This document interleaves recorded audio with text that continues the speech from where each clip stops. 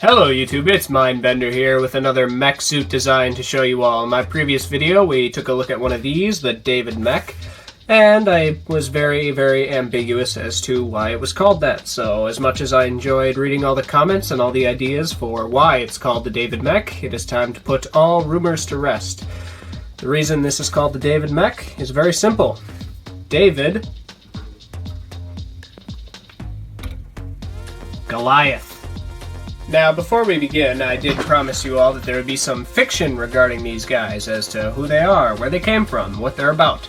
And I didn't really have enough to talk about it in the last video, but we can talk about it now. These guys are the Sons of Cybertron, is what they call themselves, and they're actually the villains in my LEGO world. When the Decepticons came to Earth, these were a group of humans that decided they were gods, and the gods could not be fought against, they had to be served, so they took whatever technology they could harvest from battlefields, took pieces of dead Cybertronians, and used it to build these, their exosuits. The reason the exosuits are so covered in tech details and so just over-greebled, basically, is because these people worship technology, and they want everyone to see the technology that they've created. They want to put it on display. And that's why the mechs utilize this very strange and, frankly, probably very impractical look. So that's who they are, and that's about it. As suggested by the name, the Goliath mech is quite a bit larger than the David mech. It's heavier too. It has, I think, about 3 times as many pieces as a single David mech would contain. And yeah, kind of very much comes across. You can see from the side it's much bigger, much thicker, much bulkier. The David mech was kind of meant to be very light combat, not take a whole lot of punishment, where the Goliath, on the other hand, can take quite a lot of punishment, quite a lot of hits, and keep going. Take a licking, keep on ticking. That's the idea. For articulation, you can see I use the T-joint frame in just about everything, so legs move forward and back, arms move forward and back, both can move in and out.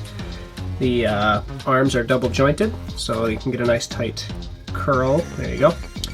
And they rotate the wrist and at the bicep, and you'll see down here on this side there is articulated fingers. The hand can actually open just like that, and each finger is individually movable as well. On the other arm there is no hand. The weapon is integrated.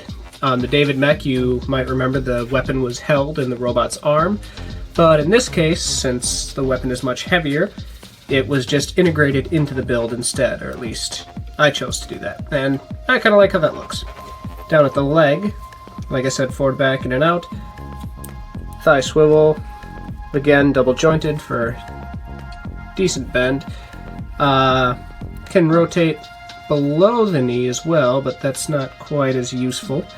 And the feet can ankle tilt and move forward and whoops. There we go. And move forward and back. And actually the heel can kind of move as well, so you can kind of angle the feet a bit if you need to. Or if I need to, I suppose.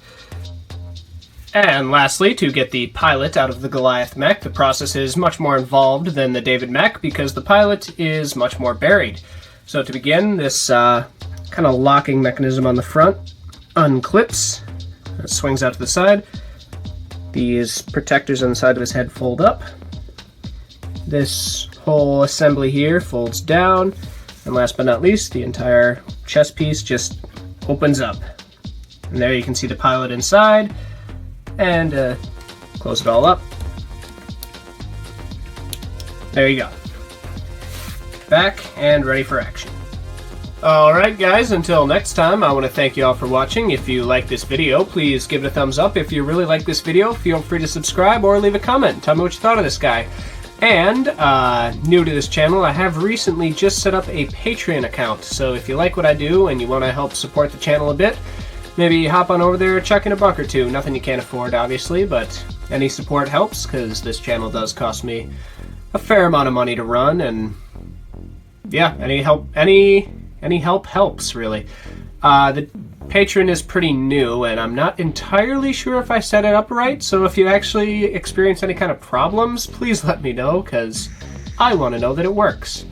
And that's about it for now. Till next time, I've been Mindbender, and I'll talk to you later.